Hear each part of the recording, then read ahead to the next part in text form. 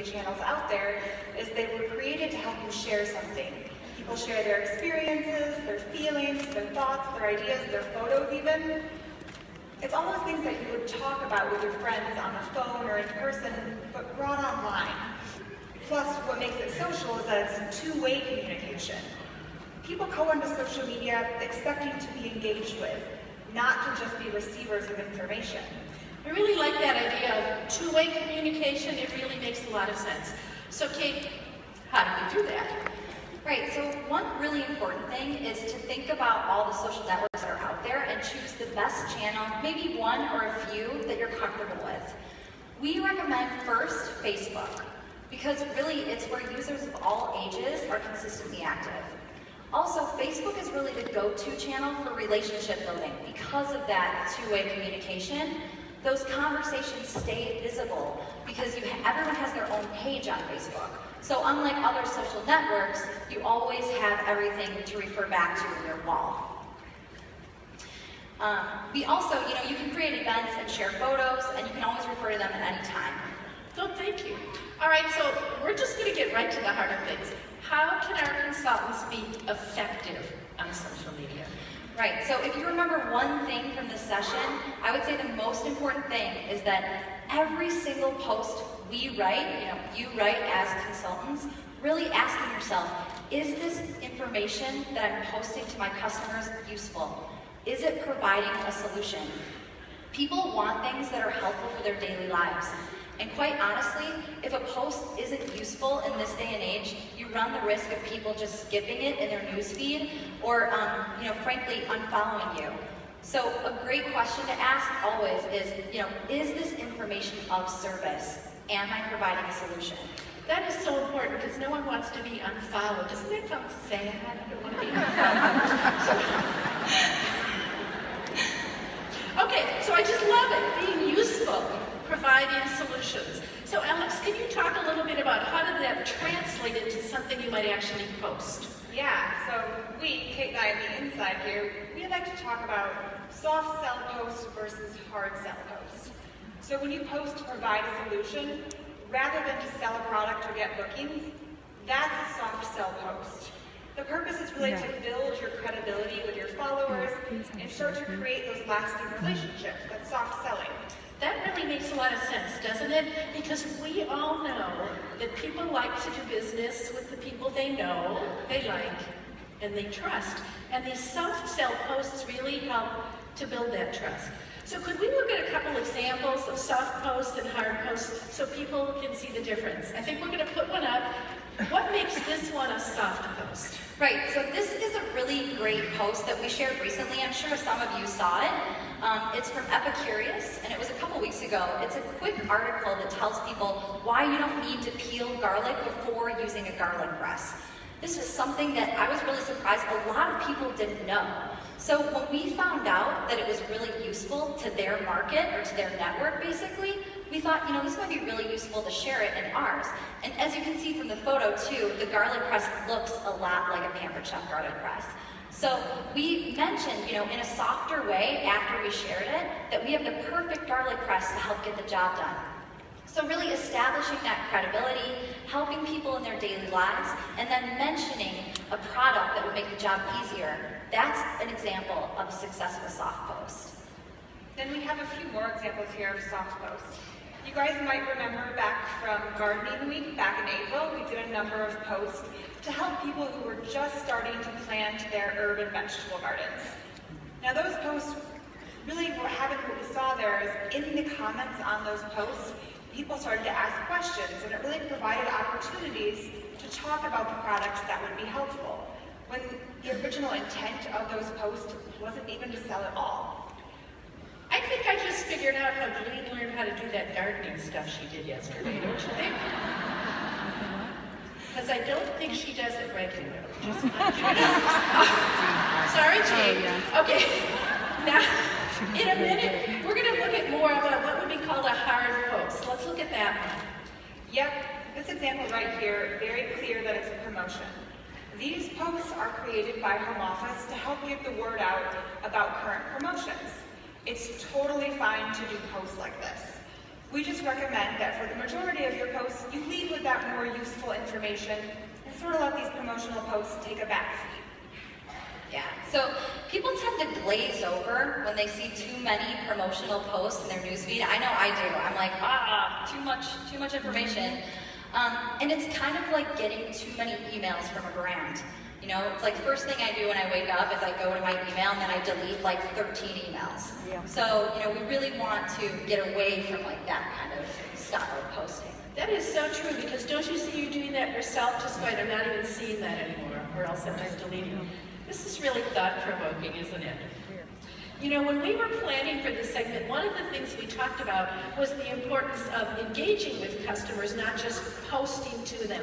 So Alex, can you talk a little bit about that? Yeah, absolutely. Engaging with your customers is just as important as the actual posting. Social media consultant Karen Clark says this about it. She says, social media is about connecting with people, not collecting them. And that's really important. That's key. It's a really good way to think about it. In fact, when you engage with people by commenting on their posts or on their images, you're starting to make those connections and you're starting to build those relationships where it starts. So of the time that you spend on social media, don't shortchange the time that you spend engaging just because you're dreaming up some really cool, fun new posts that takes a lot of time. Right. This is a really useful example up on the screen. A consultant posted this one. It's from kitchen.com, which talks about the best way to pick a watermelon. Something simple as that. And she asked a question to engage her audience. She said, what do you do when it comes to picking the right watermelon? This post wasn't aiming to sell a product. It was aiming to inform her customers of ways that, you know, just tips that can make their lives easier, basically. And then she also engaged them in a conversation. Another way to engage is to make your customers more of the heroes of your story.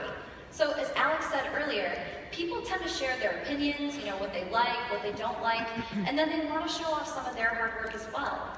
So what we did, you know, recently we did a 4th of July post that said, who had a Pampered Chef 4th of July, and has photos to prove it. I don't know if anybody in the audience, you know, participated in that post, but it was really, really engaging. We had so many comments and photos from everybody.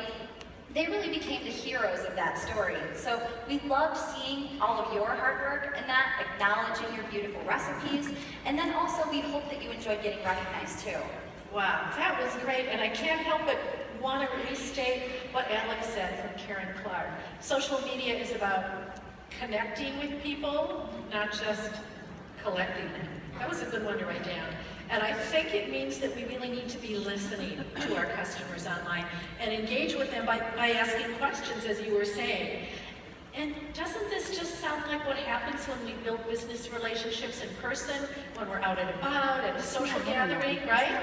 That's how we connect with people in real life, shall we say. So what else can we do to enhance social effectiveness? Yeah, I would recommend that you guys be extra thoughtful about what you share. Everything that you post on social media, even if it is from your personal life, is now a reflection of both your personal brand, but also the Pampered Chef brand as well. So nothing that goes backwards. And I'm sure all of you guys know, but nothing that goes on social media anymore is truly private. So it's always good to ask yourself, you know, am I posting content, liking content, sharing content that could offend someone or make them feel uncomfortable? And then also, am I sharing too much? That's a really good one, isn't it? So I guess I just have to ask, what's the right amount to post? Yeah. How many of you guys out there have somebody in your Facebook newsfeed who shares all the time? You know, when they wake up, when they eat for breakfast, when they go to the grocery store, when they buy at the grocery store. You know, it can get overwhelming. It totally takes over your newsfeed. And I know I personally unfollow those people. You guys probably do too. Social media, from a business perspective, is the same thing. So it's a good rule of thumb to never post a new status more than once a day. Actually, about 20% of people would even say that they unfollow a brand if it posts too frequently or if the content is boring and repetitive. But no one ever unfollows a brand for posting too little. Now, on the flip side of that, it's also a good goal to still try and post at least once a week.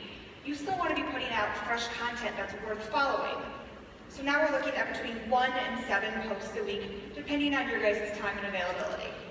Right, and then after you've posted, just allow a little bit of breathing time, just to, check your post, see if anybody's put comments, questions on there, and then be sure to reply to them and go directly to their question and reply to that so that everybody can see your response.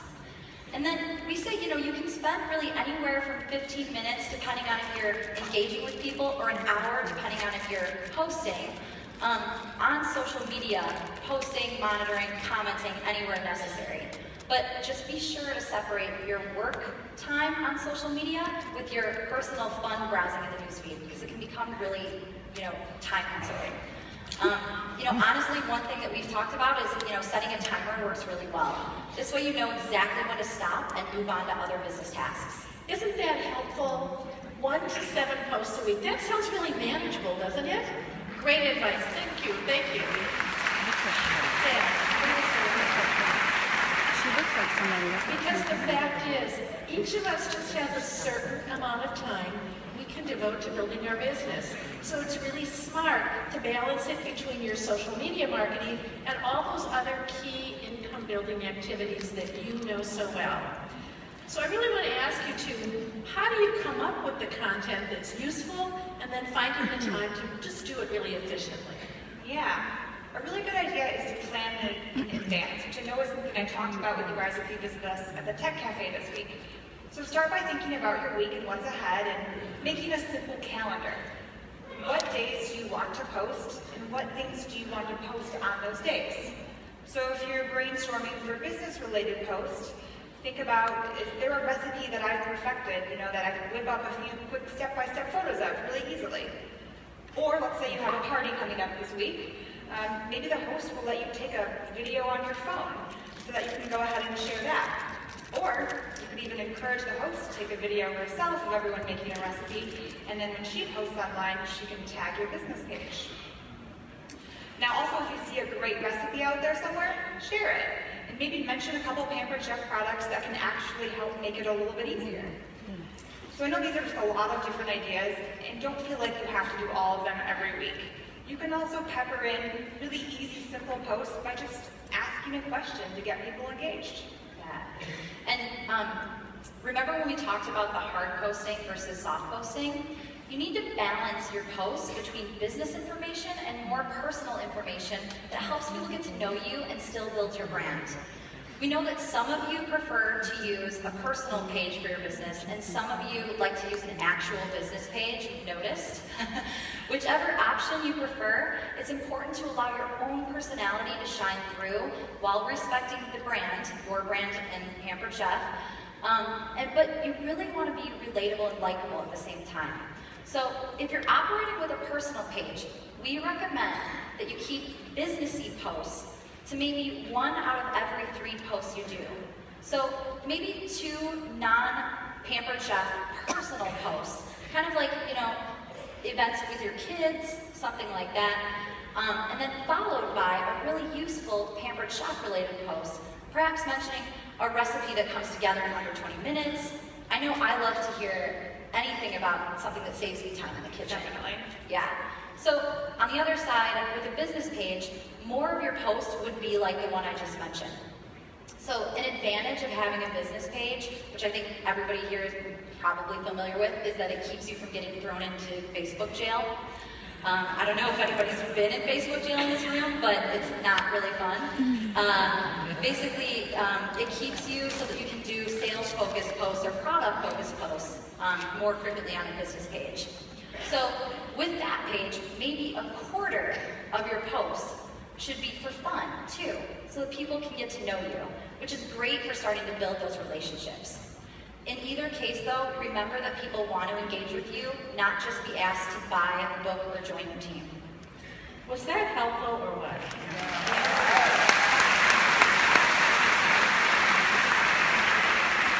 These are great ideas. I think they're going to make post planning and planning your time more manageable. So any last thoughts on managing your time? Yeah, just one. Don't be afraid to set expectations. And this can go for you and your followers. So to your posting calendar plan and hold yourself to the short amounts of time online that you've picked out for responding and engaging. So using that timer method maybe. Just because someone comments on your post right away doesn't mean that you also have to give them an immediate response. You can help manage this and sort of set those expectations by actually just including your preferred method of communication in the About section of your business page. You know, you could just say something as simple as, interested in Pampered Chef or have specific questions? Feel free to reach out to me via email for a quick response at, insert your email address. That way someone can always reach out to you directly if they do want a faster response. That is so helpful, and I think we've all had to learn that in all the parts of our life, right? You don't have to answer every phone call right away. You don't have to answer every email right away, and you don't have to sit on Facebook 24/7 waiting for something to come in. I feel a lot calmer now. I don't know about you, I'm calmer. Okay, so let's wrap up, and I would love it if you could just summarize, maybe give us 5 things to take away from all the great things we talked about. Let's do that. Sure. So 1, become a receiver of social content first. Don't be afraid to be the first, to make that first move and be the one to reach out and start connecting with customers on one of their posts.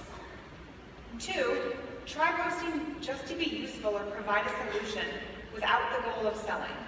And of course, make sure it's helpful. Right. Number 3, do 1 week's worth of a planning calendar where you map out what you're going to post for the week. 4, set a timer for how long you're on social media and really stick to it. When the timer goes off, move on to another productive task to market your business. And 5, make life a little bit easier for yourselves. Use the available resources that you have. So you have the Facebook page where you can download images from and post on your own with your PWS link. You have the website, which is a great place to grab some example wording or phrasing if you might not feel comfortable with that. And then also, we're really happy to announce that we have updated the social marketing page on Consultants Corner to be a better resource for you.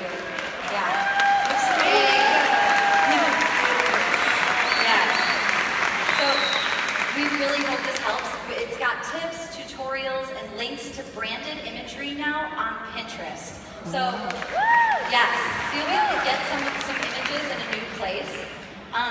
And then we just want you guys to know, too, that we're going to continue to update that page in phases so that you'll have even more content to use. I think they like that. Kate's been working really hard. It's going to be great. Yeah. Now, once you take all of these tips and roll them into your social plan, you'll start noticing the results. More meaningful engagement from people and stronger customer relationships, which lead to more shows and better sales. And that sounds just like it happens when we're face-to-face with people, doesn't it? Yes, absolutely. So, and then we just wanted to say, too, everything that we've shared today has really been to help you. We realize that tons of people are doing something today that works on social media, and if you are and you're rocking it, just keep doing it. And also we want to keep asking you for your feedback on how we can better support your social marketing efforts. And I've already gotten so many great ideas from people that I've met in the Tech Cafe or in walking to the convention center together. So I'm really excited about what we can do as we move forward together. Oh, thank you, Kate and Alex. Let's thank them. Oh my God. Thank you.